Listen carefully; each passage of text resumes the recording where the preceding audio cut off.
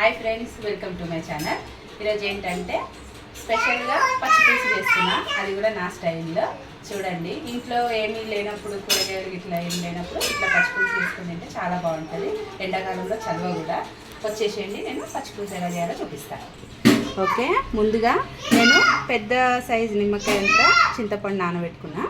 అయితే దీంట్లోకి ఇంకా పచ్చిమిర్చి, ఉల్లిపాయలు, కొత్తిమీర, కరివేపాకు కావాలి. ఓకే, ఇవి మనం కాల్చుకుందాం. పచ్చిమిర్చి ముందు కదా, పచ్చిమిర్చి కాల్చుకోవడానికి ఇట్లాంటిది ఒకటి స్టాండ్ ఉంటుంది కదా, మనం స్టవ్ మీద పెట్టుకొని స్టవ్ ఆన్ చేస్తాం. ఫస్ట్ ఆన్ చేసుకొని ఈ మనకు సరిపడా పచ్చిమిర్చి, కారానికి సరిపడా తీసుకొని, ఇలా మన పొడి కారం వేయద్దు పచ్చి పులుసులా. కాబట్టి పచ్చిమిర్చి మంచిగా ఇట్లా మంచిగా కాల్చుకోవాలన్నమాట పచ్చిమిరపకాయలని. అప్పుడే చారు మస్తు ఉంటుంది. సరే, వేగినాయి. వీటిని రోట్లు వేసుకొని మంచిగా దంచుకుందాం. కచ్చపెచ్చగా దంచుకోవాలి, మరి మెత్తగా కాదు. ఒక 4 ఎల్లిపాయలు పొట్టు తీసుకున్నాను నేను ఆల్రెడీ. ఇందులోనే ఉప్పు కూడా, ఈ చారుకి సరిపడా ఉప్పు ఒక చెంచా వేసుకుందాం. ఇప్పుడు దంచుకుందాము. ఓకే, ఇందులో నేను చింతపండు బాగా గుజ్జు తీసుకున్నాను అనమాట, పులుసులాగా. దీంట్లోనే పచ్చి కొంచెం కొత్తిమీర వేసుకోవాలి. అట్లనే ఇది వేసుకుందాం. ఇప్పుడు దంచినాం కదా మనము, పచ్చిమిరపకాయలు, ఎల్లిగడ్డ, ఇంకా ఉప్పు, ఇది కూడా వేసుకొని ఒకసారి కలుపుకోవాలి. ఇప్పుడే ఉప్పు టేస్ట్ చూడుర్రి, ఎందుకంటే ఒకవేళ తక్కువ అయితే వేసుకోవచ్చు అనమాట. కారం, ఉప్పు టేస్ట్ చూసుకోవాలి.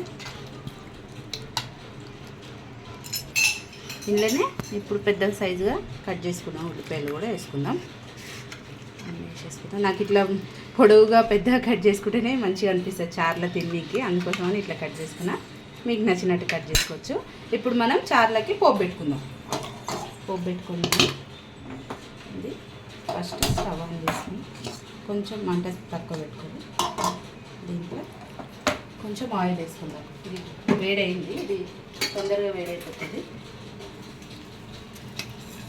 ఒక చెంచా నూనె, చారే కాబట్టి అంత ఎక్కువ ఏం పట్టదు కాబట్టి కొంచెమే పోస్తున్నాను నేను. ఒక చెంచా జీలకర్ర, దీంట్లో ఒక 2 ఎండుమిరపకాయలు వేసుకుందాం. అట్లనే కరివేపాకు కూడా ఒక రెబ్బ కరివేపాకు వేసుకుందాం. అందులోనే కొత్తిమీర కూడా వేసేసుకుందాం. మనం చారులో కొంచెం వేసుకున్నాం కదా, ఇది పోపులో కూడా కొంచెం వేసుకోవాలన్నమాట. పసుపు, ఇప్పుడు పోపు మంచిగా వేగింది కదా, పసుపు వేసుకుందాం. మంచిగా ఉండాలి, చారు బాగుంటుంది కలర్ఫుల్గా. మంచిగా వేగినాయి. ఓకే, ఇది ఇప్పుడు చారులో పోసేసుకోవడమే. స్టవ్ ఆఫ్ చేసుకున్నా. ఇంతే ఫ్రెండ్స్, చాలా టేస్టీగా ఉండే మన తెలంగాణ స్టైల్ పచ్చి పులుసు రెడీ అయిపోయింది. ఇంతే ఫ్రెండ్స్, చూసిరా మన తెలంగాణ స్టైల్ పచ్చి పులుసు సూపర్ ఉంటుంది. అన్నంలోకి కంపల్సరీ మీరందరూ కూడా ట్రై చేయండి, చాలా బాగా వస్తుంది. ఓకేనా ఫ్రెండ్స్, ఇంకోటి మర్చిపోకుండా నా ఛానల్ని అయితే సబ్స్క్రైబ్ చేసుకోండి ఫ్రెండ్స్. లైక్ చేయండి, మంచి కామెంట్స్ పెట్టండి. ఎలా కుదిరిందో మీకు కూడా నాకు కామెంట్లో తెలపండి. ఓకేనా ఫ్రెండ్స్, బాయ్.